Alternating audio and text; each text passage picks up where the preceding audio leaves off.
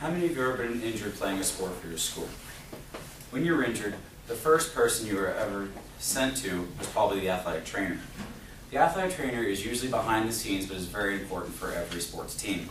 This is what I want to do for my career. I'm an athletic training major and done quite a bit of research on this topic. First, I'll give you a brief description of what an athletic trainer actually does. Second, I'll talk to you about what kind of education you need to have to be an athletic trainer. And then I'll tell you about the salary and the perks to being an athletic trainer. Let's take a look at what an athletic trainer actually does. The National Athletic Training Association's website recently says that athletic trainers are healthcare professionals that collaborate with physicians to optimize patient or client activity and participation in athletics work and life. Basically, athletic trainers prevent, diagnose, treat, or rehabilitate any injury that happens in athletics. Athletic trainers are usually behind the scenes in most college and professional settings. They are never really mentioned until a player gets severely hurt. High school athletic trainers get a little bit more recognition because there's usually only one athletic trainer per school. Athletic trainers deal with a variety of injuries. Some of the things they may have to deal with are things like sprains, broken bones, head injuries, dislocated joints, or pulled or torn muscles. Head injuries have become an increasingly big deal for athletic trainers to deal with. This has been made by professional leagues like the NFL assessing what things like concussions do to players later in life.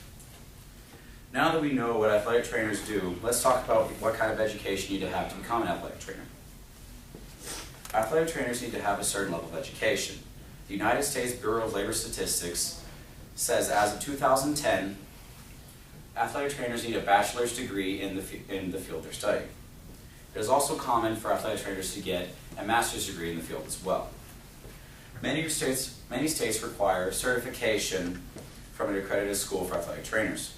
The Commission of Accreditation of Athletic Training Education's website says that today there are 360 accredited programs in the United States.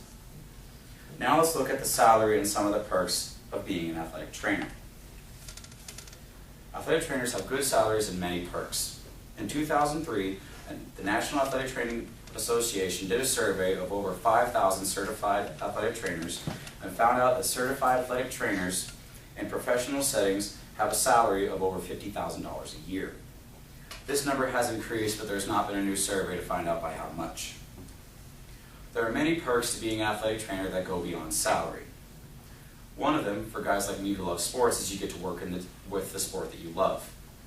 Another is that for guys who work in professional settings, you get to work with players and coaches that you may have seen just a few years ago on television. Both of these are a very big deal for me.